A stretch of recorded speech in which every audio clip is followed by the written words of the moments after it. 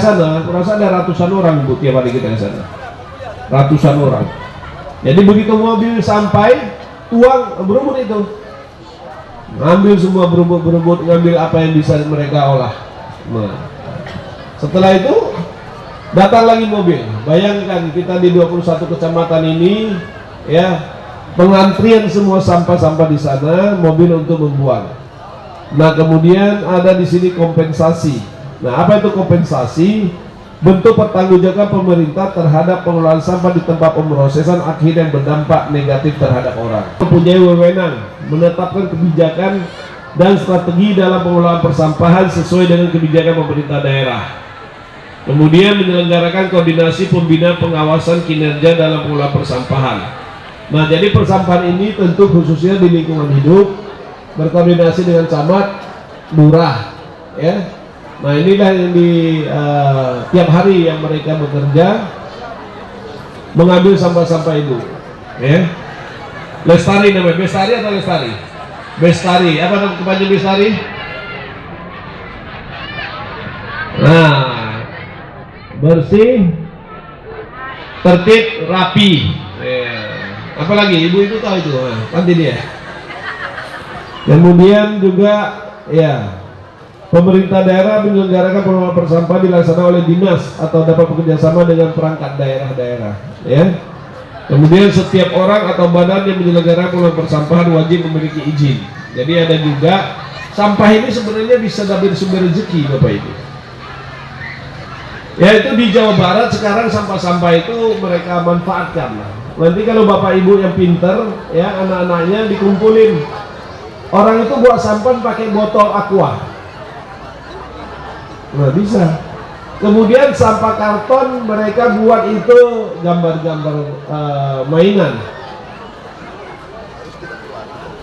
Dan kemudian tempat-tempat aqua ini bisa digunakan tempat odol, tempat taruh apa, bisa digunting-gunting, mereka dibentuk jadi tempat letak sabun, tempat pasta gigi, ya kan, banyak.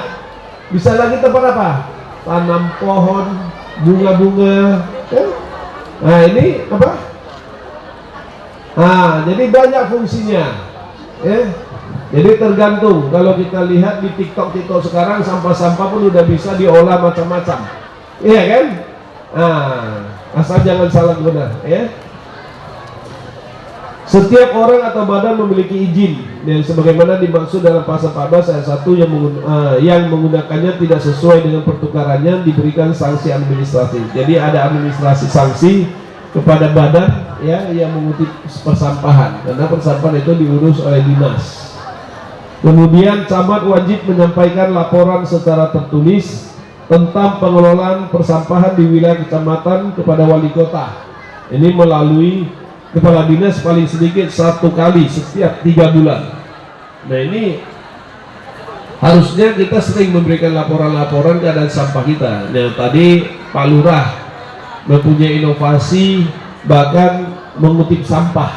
Nah, ini habis makan nanti, ini udah habis makan tadi kan, kue kan, sampahnya pasti ada. Nah, kalau ini nasi ini bawa pulang, kalau makan di sini udah sampah semua di sini, ya. Tapi nggak mau lah, malu makan di sini, bawa pulang aja. Atau anggota-anggota saya di mana, PPN yang masih single kemarin ada satu yang mau cari terus, ya, nggak mau. Jadi maunya sama apa? Hah? Sama bapak? Bapak ini. Jadi semua mau sama saya. Oh, udah pilih saya aja lah kalau gitu. Iya. Kemudian juga kita lihat di sini laporan sebagai dimaksud pada ayat 1 paling sedikit memuat jumlah sampah dan bersumber sampah dari mana. Jadi ini tugas-tugas Pak Camat lingkungan, upaya pengurangan dan penanganan dan pemanfaatan sampah. Tentang pengelolaan persampahan berdasarkan azas tanggung jawab, ya, kemudian berkelanjutan, azas manfaatnya, azas keadilan, kesadaran, kebersamaan, keselamatan, ya kan? Ini keselamatan bersama ini, keamanan dan juga nilai ekonomi. Jadi tujuan pengelolaan persampahan untuk menjaga kelestarian fungsi lingkungan hidup dan kesehatan masyarakat. Bayangkan ya, tadi pagi gak salah aku ke Badur ya, Jalan Badur. Di situ kami sama Rotary Club dengan dokter-dokter, ada spesialis ya, mengadakan pengobatan gratis. Kenapa? Karena habis pasca bencana banjir banyak yang sakit, ada terutama kulit ya, kemudian flu ya. Nah, ada yang nggak makan kemarin terapung-apung ya kan, sakit banyak kambuh, mencret-mencret ya. Jadi setelah pasca itu kita mengadakan pengobatan gratis kepada masyarakat. Tapi kita harus setiap hari memenuhi sampah itu. Standarnya 1000, kita nggak salah 1600 ya setiap hari. Nah, ruang lingkupnya termasuk sampah rumah tangga dan sampah sejenis rumah tangga ya. Kemudian juga di sini Bapak Ibu, hak kewajiban dalam pengelolaan persampahan, setiap orang berkewajiban. Nah, ini kita harus belajar mengurangi dan menangani sampah dengan cara yang berwawasan lingkungan ya. Kemudian mengurangi sampah dari sejak sumbernya, memanfaatkan sampah sebagai sumber daya dan sumber energi, dan memelihara kebersihan lingkungan ya. Jadi harapan kami ya, ini dengan hadirnya ribuan orang ini Bapak Ibu sekalian yang hadir di sini, kalau kita sama-sama dengarkan ini, kita pulang, kita bisa menjaga jangan sembarang buang sampah, menjaga lingkungan bersih ya. Mudah-mudahan kita tetap sehat. 22 dipidana dengan pidana kurungan paling lama 6 bulan atau pidana denda paling banyak 50 juta dia kalau bentuk badan ya. Nah, jadi ini supaya dipahami oleh masyarakat ya tentang persampahan ini. Jadi yang ke-17 penutup, peraturan daerah ini mulai berlaku pada tanggal diundangkan agar setiap orang mengetahuinya, memerintahkan mengundangkan peraturan daerah ini ditetapkan di Medan pada tanggal 12 Oktober 2015. Berarti udah berapa tahun? 12 tahun. 10 tahun ya. Sudah 10 tahun. Jadi sekretarisnya waktu Pak Saiful Bahri. Baik Bapak Ibu sekalian, demikian perda ini kami sampaikan. Ingin dengar lagi pantun? Jalan-jalan ke Kalimantan Barat, ada kurma import dari Roma. Jika kita ingin tetap hidup sehat, buanglah sampah pada tempatnya. Sedikit kali tepuk tangan. Yang belakang, yang di ujung, wartawan. Jalan-jalan ke desa Siraman, jangan lupa beli roti, jangan buang sampah sembarangan, nanti bisa mengundang bakteri. Senyum ini.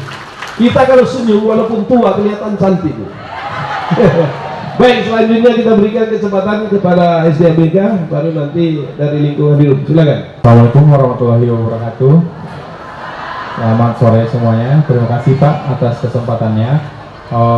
Terkait dengan peraturan daerah Kota Medan tahun nomor 7 tahun 2024, kami Dinas Sumber Daya Air, Bina Marga dan Bina Konstruksi dalam hal ini mencakup pekerjaan kami yaitu di drainase. Jadi setiap pekerjaan drainase, jalan dan jembatan itu ada di dinas kami. Dulu namanya Dinas PU, sekarang Dinas SDA BMBK. Nah, terkait di Kecamatan Medan Timur ini mungkin ada beberapa pekerjaan yang selalu kami highlight, terutama di paritnya, di parit, di drainase gitu.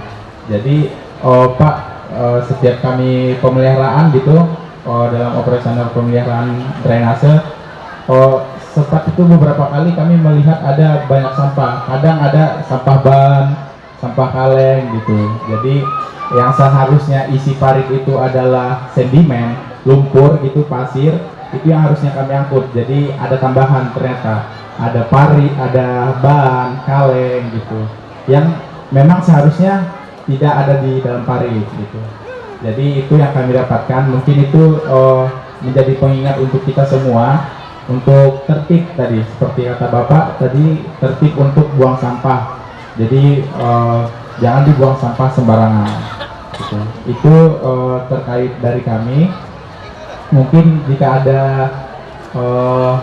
keluhan-keluhan terkait drainase jalan dan jembatan, mungkin bisa melapor ke Bapak Lurah lalu ke kecamatan. Nanti bisa bersurat ke kami seperti itu. Ini itu saja Pak. Ya, silakan lingkungan hidup daerah. Minimal sampah organik dan anorganik dulu Bu. Ya kalau anorganiknya bisa dibuang, kalau organiknya Bu ya bikin aja kompos tersendiri Bu. Ya buat di, kalau ada bunga-bunganya kan Bu bisa dibuat di bunga-bunganya. Kalau yang ketiga Bu, batasi ya Bu penggunaan sampah sekali pakai Bu. Ya kalau seandainya izin Bu, Bapak Ibu yang belanja ini tolong bawa wadahnya, atau bawa jangan plastik tapi yang sekarang ada kan Bu body bag, supaya mengurangi penggunaan sampah plastik Bu. Ya kalau dari Bapak tadi TPA sudah meninggi ya gitulah Bu, supaya kita dapat memperpanjang usia TPA kita ini Bu. Ya izin Bu, terima kasih. Wah, udah aja. Ibu itu senyum aja lihat kan Bu. Udah naksir ibu omongan tuh. Ya Bu ya. Senyum aja orang itu. Baik, selanjutnya ada dari Pak Camat, ada pesan. Silakan. Ya, selamat sore Bapak dan Ibu. Assalamualaikum warahmatullahi wabarakatuh. Ya, terima kasih sebelumnya dan terima kasih juga kepada Ketua DPRD Kota Medan, Pak Wong Ching San, yang telah memberikan pemaparan terhadap Perwal nomor 7 tahun 2024. Baik, di sini saya mewakili Pak Camat. Saya ingin bertanya ini kepada Bapak Ibu, ini seluruhnya dari Kelurahan Gulgur Darat 1 atau ada dari kelurahan lain? Campur? Jadi Berapa nasi kelurahan? campur ini, nasi campur. Kelurahan apa aja? Tegarejo ada. Oke. Terus Sidorejo ada. Tapi Medan Timur semua kan? Nggak ada Medan lain kan? Ada Pak, ada. Medan Perjuangan ada. Medan Perjuangan. Ya, sebelah, kita berbatasan. Oh iya. Kau tahu? Oh kenal berarti ya? Ada perjuangan juga ya, nggak apa-apa. Silakan. Oke, terima kasih Pak.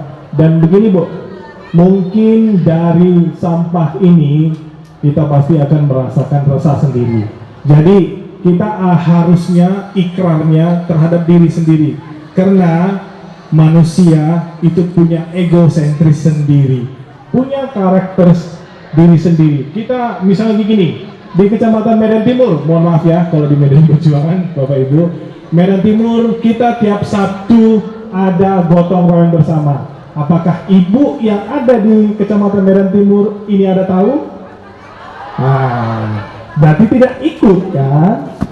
Jadi gini Bu, kita dari Kecamatan Medan Timur melalui kelurahan setiap Sabtu kita akan mengadakan namanya gotong royong bersama. Ini catering pasti sudah datang ke rumah Ibu, ya kan? Ketawa kan? Jadi gini, sampah ini jangan bilang ini urusan pemerintah.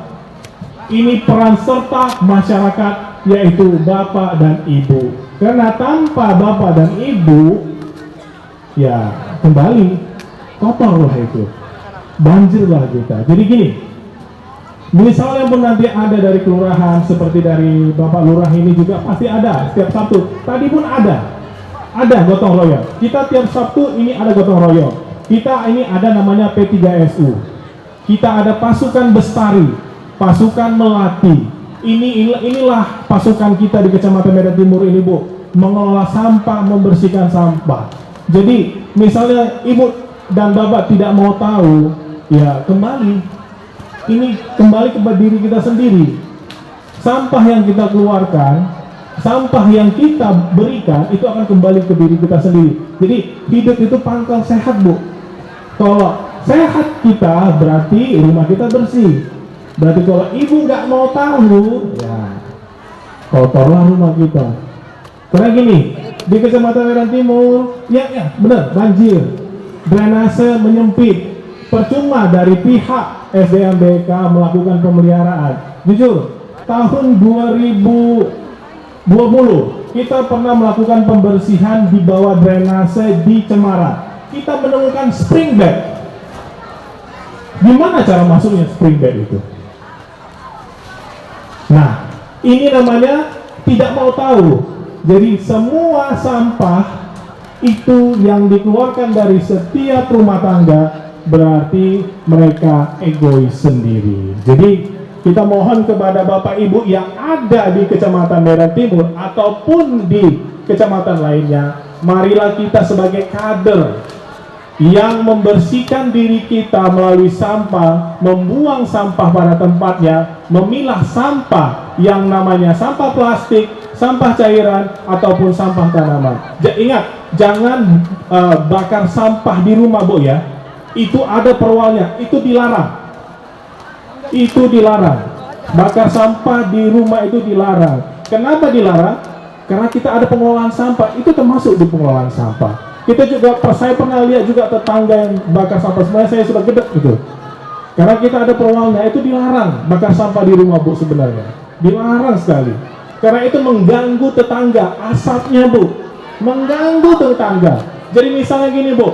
Misalnya nanti Ibu ada melihat orang buang sampah maupun dari kecamatan lain, tolong dilaporkan ke Kepling. Ini tugas Kepling. Jadi kepala lingkungan ini adalah pintu ibu yang milih Keplingnya kan, pasti ada. Kalau setiap kali pemilihan kepala lingkungan pasti ada 30% tanda tangan dari warga tersebut.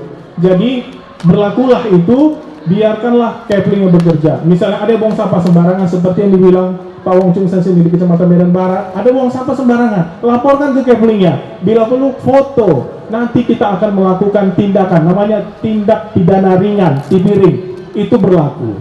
Nanti kita kasih ke Satpol PP. Jadi yang bisa sampaikan ini ya, Bu ya, mohon maaf bila ada perkataan ataupun yang salah.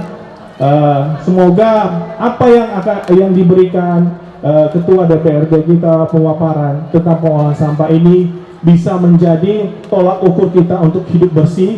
Karena mohon maaf, sampai tanggal 25 Desember kita akan ada hujan.